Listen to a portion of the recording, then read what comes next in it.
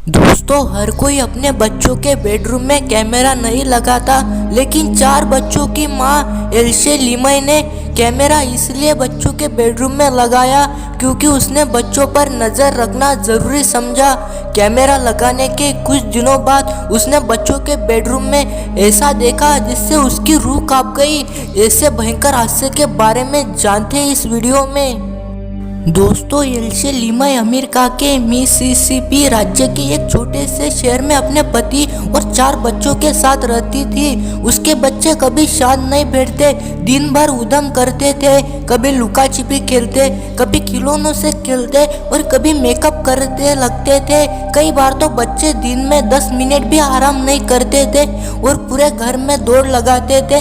लेकिन एल्शे की सबसे बड़ी परेशानी बच्चों की उधम और शरारत की नहीं थी। उसकी सिर्फ 4 साल की बेटी को एक बीमारी थी जिसमें उसे समय समय पर मिर्गी जैसे चक्कर आते थे। यह स्थिति जानलेवा नहीं होती, लेकिन इस पर बारीकी से नजर रखना जरूरी होता है। यही वजह है कि एल्शे कुछ न कुछ ढूंढती रहती थी जिससे उसका काम आसान हो जाए। दोस्तों, एल्शे एक अस्पताल में शाम की शिफ्ट में रिसर्च का काम करती थी और इसलिए हर समय खुद अपनी बेटी पर नजर नहीं रख सकती थी। उसके पति भी ये काम कर सकते थे, लेकिन उसे लगता था कि इतना काफी नहीं होगा। यही कारण है कि उसने कुछ ऐसा किया कि पूरी निश्चित हो सके। दोस्तों, ब्लैक फ्राइडे की सेल आ गई थी और एल्शे ने देखा कि रिंग सिक्योरिटी सिस्टम के कैमरों पर अच्छा डिस्काउंट चल रहा है। एल्शे तुरंत ये सोचकर एक कैमरा खरीद लाई कि इससे उसकी दिक्कत अब खत्म हो जाएंगी, लेकिन ऐसा हुआ नहीं और उसने बच्चों के बेडरूम में कैमरा लगाए। कैमरा लगाने के कुछ दिनों बाद कुछ ऐसा हुआ जो बड़ा अजीब था। वो 4 दिसंबर का दिन था जब 8 साल की एलिसा को अपनी बहन के बेडरूम से कुछ अजीब आवाजें सुनाई दी। एलिसा जिज्ञासावश बेडरूम के अंदर आ गई। बेडरूम में आते ही उसने कुछ ऐसा सुना जिससे वो बहुत डर गई। अभी उसे एक अनजान आवाज सुनाई दी। हेलो, किसी आदमी की आवाज आई। एलिसा पूरी हैरान हो गई थी। उसने पहले कभी ऐसी आवाज सुनी नहीं थी और यह भी समझ नहीं आ रहा था कि आवाज कहाँ से रही है। उसने पूरे कमरे में घूम घूम कर खिलौने वगैरह उठाकर देखे कि आखिर आवाज आ कहाँ से रही है, लेकिन फिर कुछ ऐसा हुआ जिससे उसे बुरी तरह से डरा दिया और वो आदमी की आवाज अनप शनप बातें करने लगी। जब एलिसा से सहन नहीं हुआ तो वो भी चिल्ला कर बोली, क्या बोल रहे हो? मुझे ठीक से सुनाई नहीं दे रहा। बच्ची बहुत घबरा गई थी और उसे समझ नहीं आ रहा था कि क्या करे।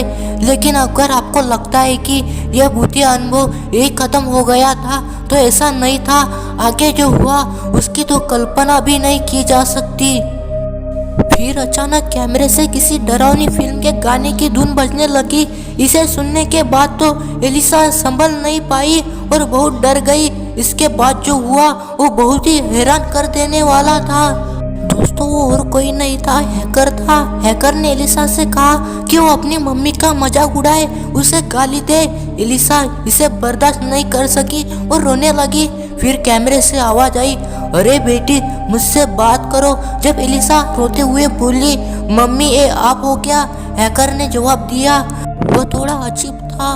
हैकर खौफनाक आवाज में बोला, मैं तुम्हारा बेस्ट फ्रेंड हूँ, तुम जो मर्जी कर सकती हो करो। चाहो तुम इस कमरे को पूरा पलटा दो, टीवी फोड़ दो, जो मन में आए करो। एलिसा डरकर फिर से बोली, कौन हो तुम? तो बड़ी जल्दी ही उसे कुछ पता चला। जरा रुकिए, आपको पता चल जाएगा वो कौन था। आखिर में जब कैमरा बोला कि मैं तेरा काल हूँ, तो एलिसा खुद को रोक नहीं सकी और जोर से चिल्लाई, मुझे नहीं पता तुम कौन हो, और दौड़कर कमरे से बाहर भाग गई। एलिसा के मम्मी पापा को पहले तो समझ ही नहीं आया कि ये क्या हुआ है। एलिसा को अपने पति का फोन आया जिसमें वो परेशान लग रहा था। उसके पति ने उससे पूछा कि तुम बच्चों के साथ कोई मजाक तो नहीं कर रही हो? एल्शे ने बताया कि ऐसा कुछ नहीं है। फिर एल्शे ने रिंग ऐप में देखा और समझ गई कि बेडरूम की आवाज उसके पति की ही नहीं थी। वह काम छोड़कर तुरंत घर जाने के लिए भागी। घर पहुंचकर उसने रिंग कंपनी को फोन किया कि शायद ये लोग कुछ बता सके। एल्शे ने सोचने की कोशिश की कि आखिर ये हैकर चाहता क्या था। मुझे नहीं लगता था कि ये केवल एक सहयोग है कि मेरी 4 बेटियां हैं और हैकर उनका विश्वास हासिल करने की कोशिश कर रहा था। उन्होंने आखिर बेडरूम से कैमरा हटा दिया, लेकिन वे नहीं जानते थे कि हैकर के पास कितनी तरह की चीजें हैं। थोड़ी समय बाद ही उन्हें कुछ ऐसा पता चला जो बड़ा चौंका देने वाला था। रिंग कंपनी ने आखिर ईमेल के जवाब में स्वीकार किया कि अलग अलग तरह की गतिविधियां दिखी गई है। लम्हे परिवार को इतने जवाब से संतुष्टि नहीं हुई और वे लगातार कंपनी से संपर्क करने की कोशिश करते रहे। हर बार उन्हें बस रिकॉर्ड किया गया मैसेज सुनने को मिलता था। 3 दिन बाद आखिर वे कंपनी वाले से बात कर पाए और उसने भी ठीक से जवाब नहीं दिया। माफी मांगने की जगह कंपनी का एक आदमी बोला कि उन्होंने अपने कैमरे में एक मजबूत पासवर्ड क्यों नहीं लगाया था। एल्शे को बहुत गुस्सा आया और उससे लग रहा था कि कंपनी उसे बेवकूफ समझ रही है। उसने फोन पर चिल्लाकर बोल दिया कि रिंग कंपनी का जवाब बिल्कुल नॉनसेंस है और वो अपने कंपनी को शर्म आनी चाहिए। अंत में रिंग कंपनी ने लिखित में जवाब दिया। रिंग कंपनी ने कहा कि वे मामले को बहुत गंभीरता से लेंगे और समस्या का समाधान निकालेंगे, लेकिन बस इतना लम्बे परिवार के लिए काफी नहीं था। उसने चारों बेटियों को उस रात के बुरे सपने आते हैं और एलिसा की तो स्थिति बहुत खराब हो गई है। इस घटना के बाद कम से कम रिंग कंपनी को अपने प्रोडक्ट्स की कुछ खामियां पर सोचने के लिए मजबूर होना पड़ा। कम से कम कंपनी तो ऐसा ही बताया है, लेकिन क्या यह सच है? उस दिन जो हुआ उसे भुलाना इस परिवार के लिए सरल नहीं है, खासकर बच्चे तो कभी भी नहीं भूलेंगे। ये एक जीवंत उदाहरण है कि यह जरूरी नहीं है कि मॉडर्न टेक्नोलॉजी हमेशा सही सिक्योरिटी दे। इसलिए हमेशा ध्यान रखें कि आप नई टेक्नोलॉजी के खतरों को जानकारी रखें। दोस्तों, अगर आपको ये वीडियो अच्छी लगी होंगी तो प्लीज़ वीडियो को लाइक करें, और दोस्तों आपने अभी तक इस चैनल को सब्सक्राइब नहीं किया है तो इस चैनल को भी सब्सक्राइब कर दें। तो मिलते हैं नेक्स्ट वीडियो में। वीडियो देखने के लिए धन्यवाद।